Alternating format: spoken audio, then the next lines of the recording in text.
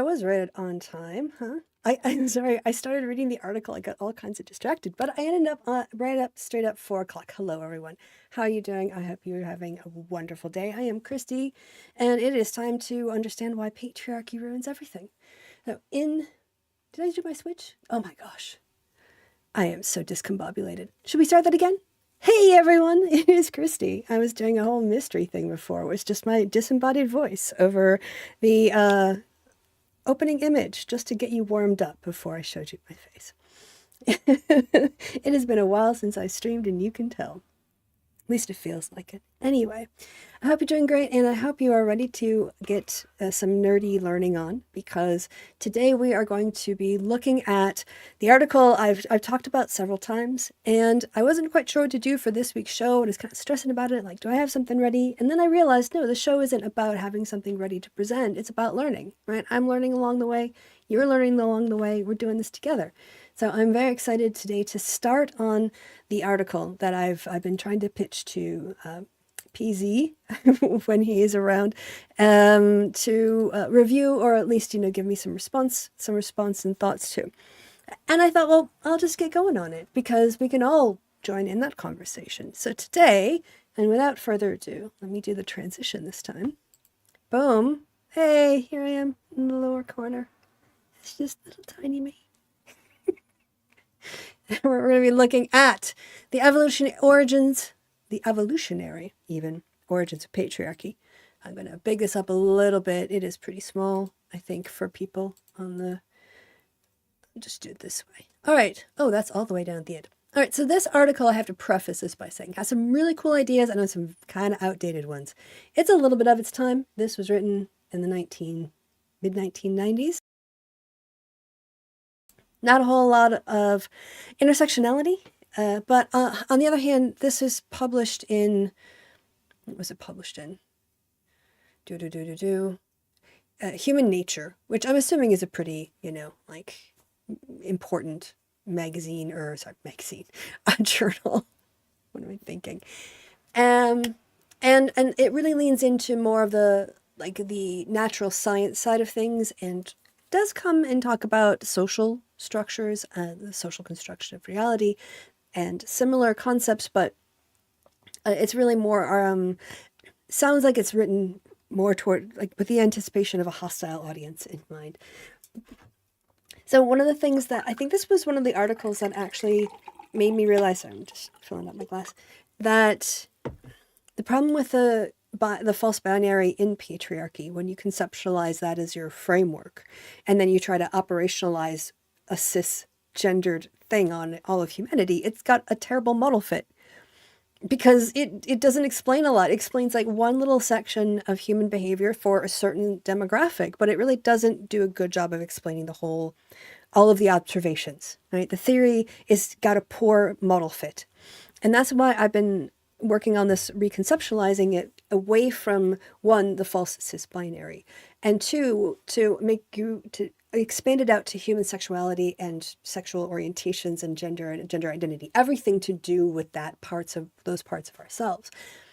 And all of it is always whatever is optimal for a group of usually, not always, I'm thinking of certain places in Greece and other societies too, where you get generally cis heterosexual men. Sometimes you can have gay men or bisexual men in that group, but I mean, that is generally when you think about definitely Western society. I want to speak globally. Western society, monotheistic religions. I'm comfortable generalizing to those spaces. And this is another example of where this is a really interesting application of patriarchy and evaluating human behavior, but because you're so narrowly focused on reproduction and not human sexuality generally, you end up missing 90% of the oppression that goes on. So, but it is, I think, really good and very original in terms of its approach, at least in terms of what I read that date, and I wanted to share it with you. All right, that's 5 minutes of nattering. Let's get started with Barbara Smuts, who was working at the University of Michigan at the time, her 1995 article.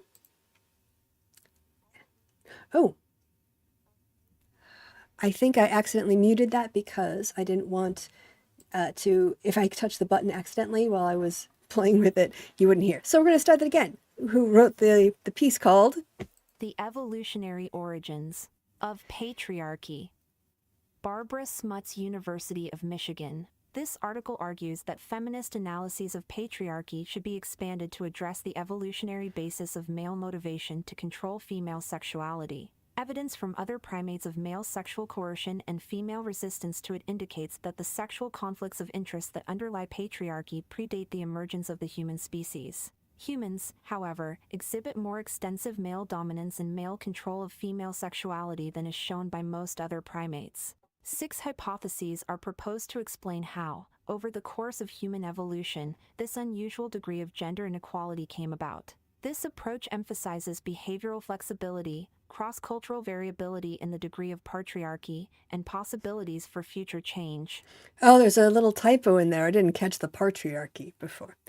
That's the basic premise. An article, abstract, if it's good, will basically give you a flavor of what is your question, what is your answer, what methods did you use that are credible to make your findings credible, and how does this relate to people or the world or something? Why should I care? And it pretty much does that. Usually there are 250 words or less, so there's not much you can get done. The software does not know that some of these things aren't important, so I will have to like dip in and out occasionally. I'm also want to try to find the chat window because I did see that. Oh, there it is. I don't think you can see it. No, but I can see it now. Hey, Merp. Sib Wolf, good to see you. All right, and we are back at it. The purpose of this article is to demonstrate the usefulness of an evolutionary perspective for understanding the origins of patriarchy in the human species. Feminist scholars have usually rejected any role for biology in the origins of patriarchy. As both a feminist... Oh, I had him skip the parentheses. No, the citations. But that was Collier and Salado. Oh, I provided a link to a PDF version of this, so you can get all the references later on. I'm not going to do it for time. And I think, again, in the mid-90s, maybe there were feminists who thought like that. I basically think that that's an erroneous way of thinking because obviously the sorts of norms that we've inherited from our ancestors are going to influence the shape of the society in the future unless people actively try to change it. So, as both a feminist and an evolutionary biologist, I will try to show. Scroll down. There we go. These two perspectives can be integrated and need not be in opposition. Feminist theory and evolutionary theory are concerned with many of the same basic issues. Feminist theory focuses on issues of power, who has it, how they get it, how it is used, and what are its consequences. Honestly, that's all critical theory. I mean, that's also just political science. But yes, feminist theory, as do all critical theories, look at issues of power, who and how it is distributed, and the consequences of those structures and that power distribution. But I just want to point out, it's not just feminist. Like, not want to like dismiss feminism. It's just it's within a package of critical theories. Evolutionary biology, as applied to social behavior, focuses on precisely these same issues. Feminist analysis also focuses on sexuality and reproduction. In fact, many prominent feminist theorists argue that control of female sexuality lies at the heart of patriarchy.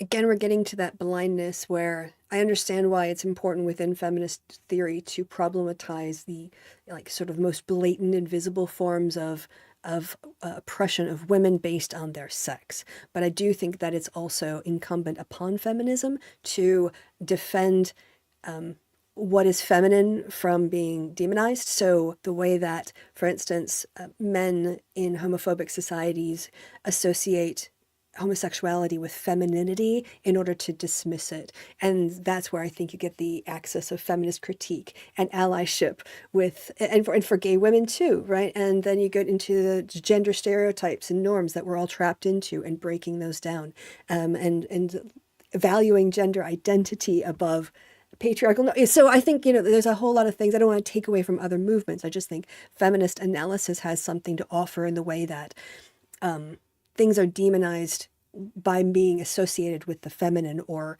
by individuals being associated with femininity. And that is part of the critique that has to be challenged and dismissed. Evolutionary theory also focuses on sexuality and reproduction and places these issues at the heart of its analysis. Thus, both evolutionary theory and feminist theory focus on power and sex. An Sure. evolutionary approach to understanding the origins of patriarchy is valuable for two reasons. First, it goes one step further than conventional feminist analyses in searching for the origins of male motivation to gain power over females. All right.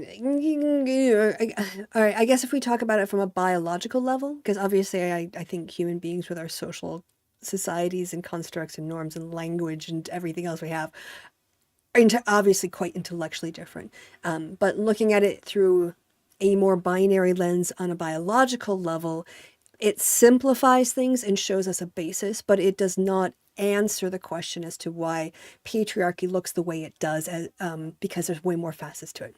I keep putting that caution in because that was the caution that come up, the missing part of the theoretical model that keeps coming up in my mind when I read this article, even though I like it a lot and what it has to offer. That is, evolutionary theory not only considers how men exercise power over women, as feminist theory does, but also investigates the deeper question of why males want power over females in the first place, which feminists tend to take as a given. Second, evolutionary theory explains why male power over women so often revolves around female sexuality. By addressing the question of the origins of male desire Again, if we're talking about human beings, I don't think it's just male power over female sexuality. It's also over male sexuality and non-binary people's sexuality. Trans people, this is the gap. This is you're only so focused on the false binary that you're missing all the other stuff and how it's all connected. It all comes back to the same set of values that are toxic and horrible for human flourishing.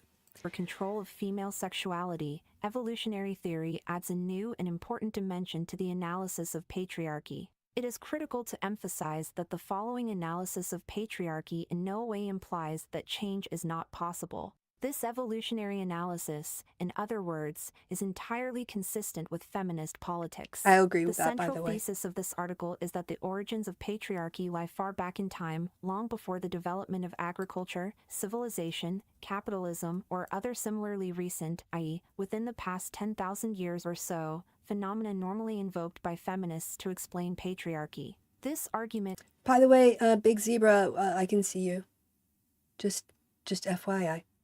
All right, so we're going back. Rests on several interrelated points. First, I will briefly review some basic aspects of evolutionary theory, including reproductive differences between the sexes. Then I will go on to consider the evolutionary basis of conflicts of interest between females and males. To illustrate these conflicts of interest, I will focus on the behavior of other primates, exploring the interplay between power and sex in monkeys and apes, our closest living relatives. From what I remember, there is no discussion of like homosexual acts between males. Males, like primates in the samples or the pictures chosen, are always heterosexual attraction. So again, when you do this lens, you kind of narrow sexuality generally. So again, I don't want us to mistake the finger for the moon and think that this is explaining all of human behavior. Finally, based on this non-human primate evidence, I will propose 6 interrelated... Sorry, I have to interrupt again because Matt is in the chat, and Matthew is a longtime fan and friend and supporter of the channel. So good to see you. Thank you for stopping by. And after your afternoon gig, come back and watch the stream. Okay, we're going to focus. We're going to go back because I lost focus here. To illustrate these conflicts of interest, I will focus on the behavior of other primates, exploring the interplay between power and sex in monkeys and apes, our closest living relatives. Finally, based on this non-human primate evidence, I will propose 6 interrelated factors that I believe underlie the origins of patriarchy in our own species. I will conclude by suggesting that patriarchy is the product of reproductive strategies typically shown by male primates, which in humans have undergone unusually effective elaboration. Okay, pausing again so we don't have the header of the article written out or read out The again. section headings, below, and the explications in italics that follow each one, constitute consecutive steps in my argument concerning the origins of patriarchy. Evolutionary theory. Natural selection favors behaviors that promote individual reproductive success. However, evolutionary theory does not imply genetic determinism. Evolutionary theory is based on Darwin's concept of natural selection, which, in modern form, states that genes associated with phenotypic characteristics, i.e., physical or behavioral traits. All right, I'm going to stop here. I will restart, but one of the things that I think is a hallmark of good writing is, and I don't know what the requirements of the journal were, but I'm a big fan of tell them what you're going to tell them, and then tell them what you told them.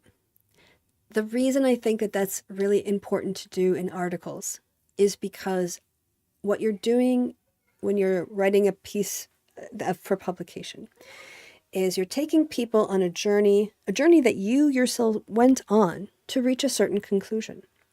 And instead of a map to a destination, you have a series of like facts or data or analyses and maybe all of these things and reasoning and a conclusion.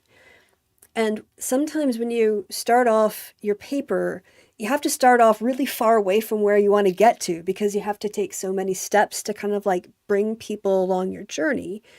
And if you don't give that sort of, I'm going to do this, and then we're going to look at this, and then I'm going to tie these things together and draw my conclusions, and then I'm going to write something at the end. Like, I know this is a whole like evolutionary thing, but it's when you're on that journey, if you don't kind of tell people like, I'm going to start with the very basics of evolution, and then I'm going to look at these species, and I'm going to compare patterns of this kind of thing, and then I'm going to derive hypotheses. She kind of did that a bit, but I feel like if you don't really signpost to people some important conceptual steps that you're going to make, at least in the social sciences, it can be a little bit like, why am I looking at this now? Why? Like, you're like, hey, let's start with this first topic. And you're like, okay, what am I meant to be paying attention to? I don't know where we're going. And so I don't know what's important here and what I can throw away. And it's fine. It's fine. I'm not saying she's a bad writer. It's just my particular style of, I honestly can't, I don't want to work when I read an article. It's already hard enough that I'm taking in all this information and this data and everything else I have to follow, right? I don't also want to have to figure out where I'm going based on your little breadcrumbs. So I write for lazy people, and I am a lazy reader.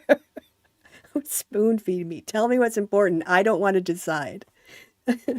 Evolutionary theory is based on Darwin's concept of natural selection, which, in modern form, states that genes associated with phenotypic characteristics, i.e., physical or behavioral traits, that increase individual reproductive success will tend to increase over many generations, simply because individuals who possess those genes will leave more descendants and thus more copies of their genes than those who do not. Natural selection is the process by which adaptation's phenotypic characteristics that help organisms to survive and reproduce evolve. It is important to emphasize, however, that although the gene is the unit of selection, the Darwinian theory of evolution does not imply that the development of phenotypic characteristics in individuals is determined by genes, with little scope for environmental input. This mistaken notion that adaptation, i.e., evolution by natural selection, implies genetic determinism stems from a widespread tendency to confuse evolutionary and developmental processes.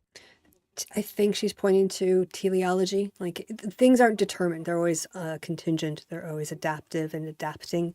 And so you can't say this was destined to happen because a gene was in there. I think that's kind of where she's going. And I think maybe that's the link to patriarchy. Like, patriarchy isn't genetically determined, I think is the groundwork she's laying. Evolutionary processes depend on differential selection of genes.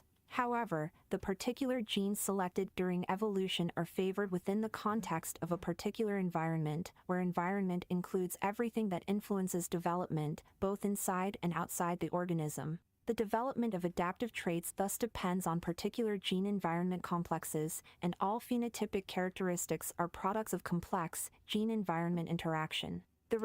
It's to say it's really complicated. Like, we kind of know what's going on, but it's super complicated, which means we can't predict stuff very well because it's complicated.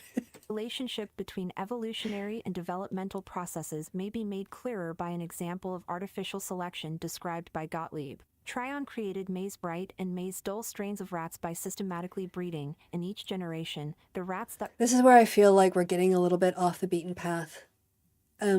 because like I don't know that we need to go this deeply into distangling evolutionary and developmental processes, but maybe for the nature people you do, but certainly on the feminist side, I think people are pretty much like, yeah, that's cool. I get you. Things are complicated. Performed the best and worst on a standard maze test. After 7 generations, the 2 strains produced scores in the maze test that did not overlap. Because Tryon had deliberately selected for good and poor performance, one might be tempted to think that maze performance, in this example, was genetically determined. However, experiments performed by Cooper and Zubek proved that this was not the case.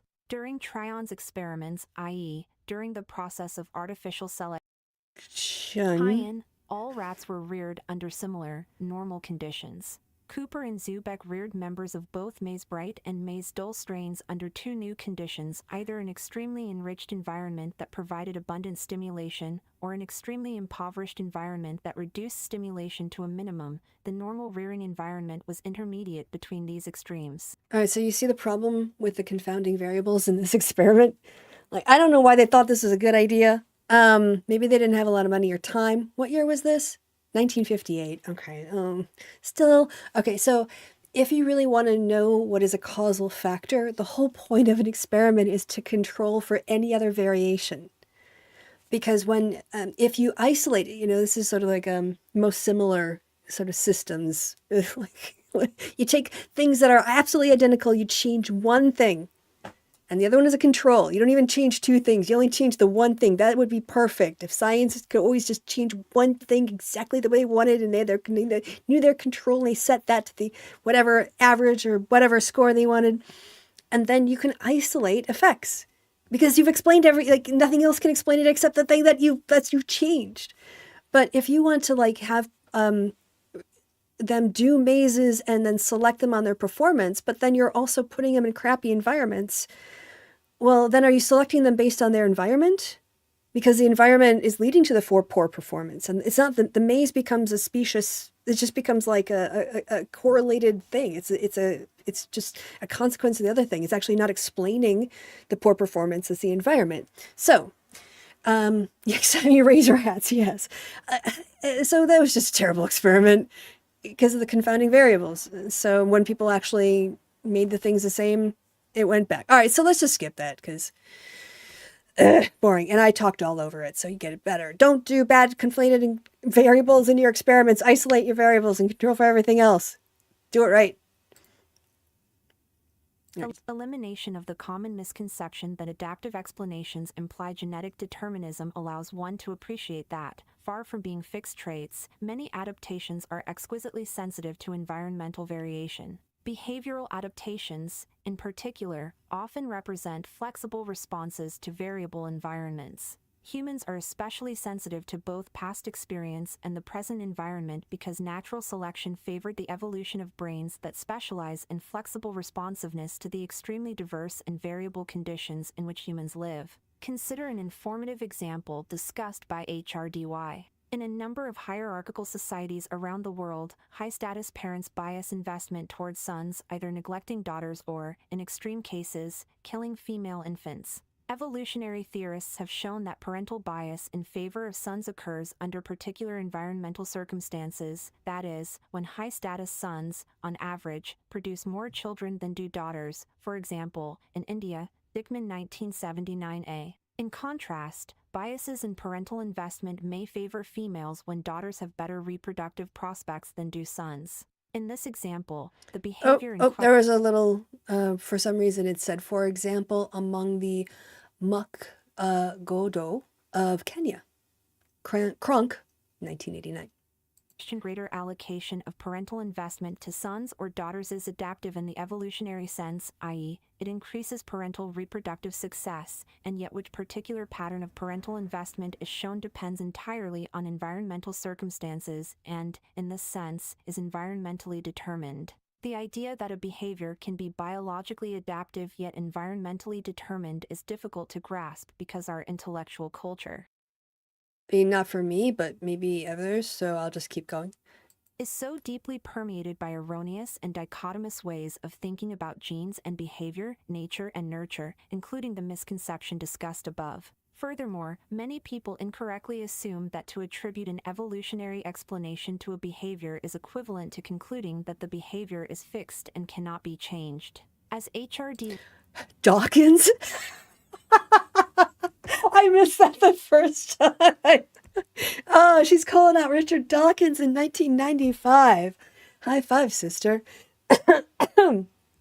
Wait, I gotta go back there. I completely forgot what the prior sentence was. I got so blown out by that. Furthermore, many people incorrectly assume that to attribute an evolutionary explanation to a behavior is equivalent to concluding that the behavior is fixed and cannot be changed. As HRD... I'm curious if that Dawkins... All right, what page are we on? Page 5.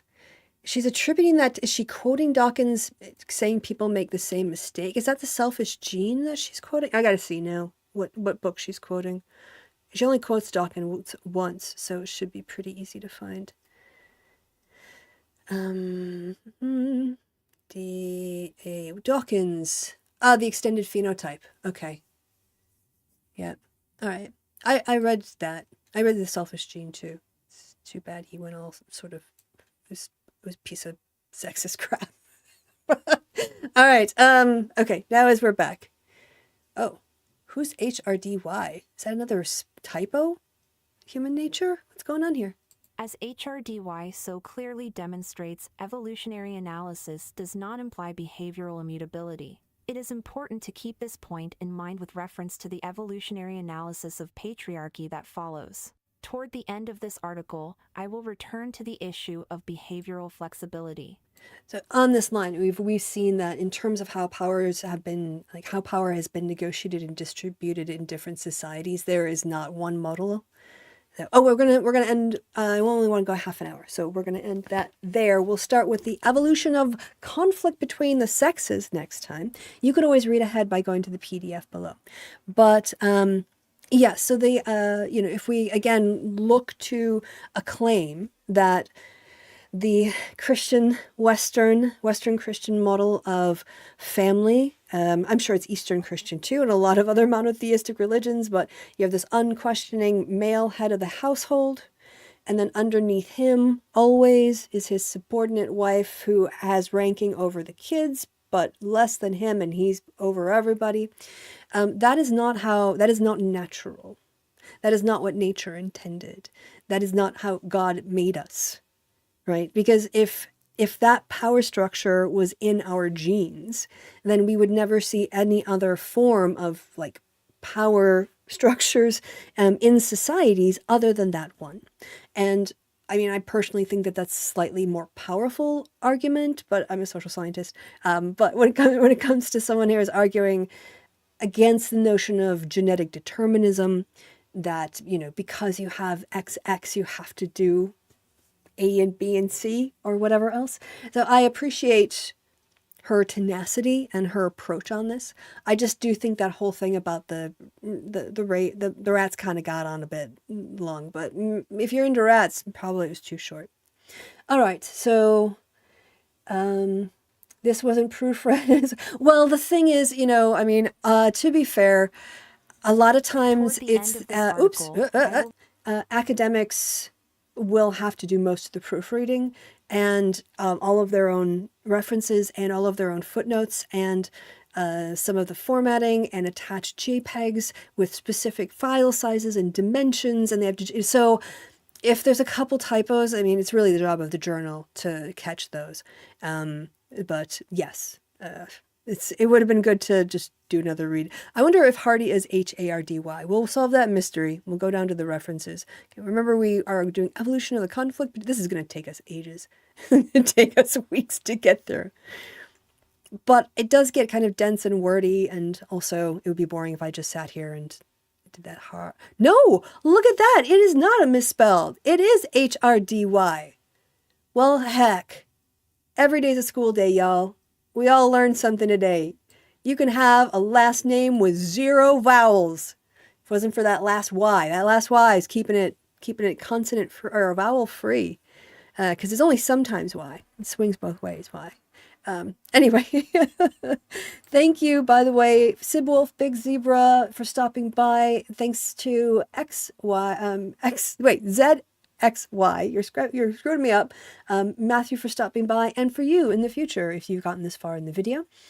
If you have, then I'll tell you that next time we meet up, we'll be going on with that next section forward. Hopefully this will get some PZ bait. PZ Meyer might follow along to the end and then maybe join me after the article is finished and we can have a chat about his thoughts and what might be missing, what might be novel and interesting, and what might be outdated now that it's almost, 30 years?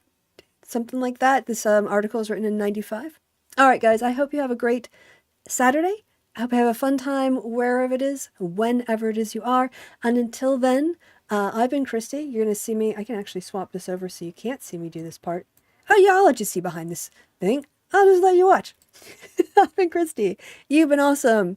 Yeah, and be great. I don't even remember how I ended this. Have a great time until I see you again. Have a great day. This is terrible.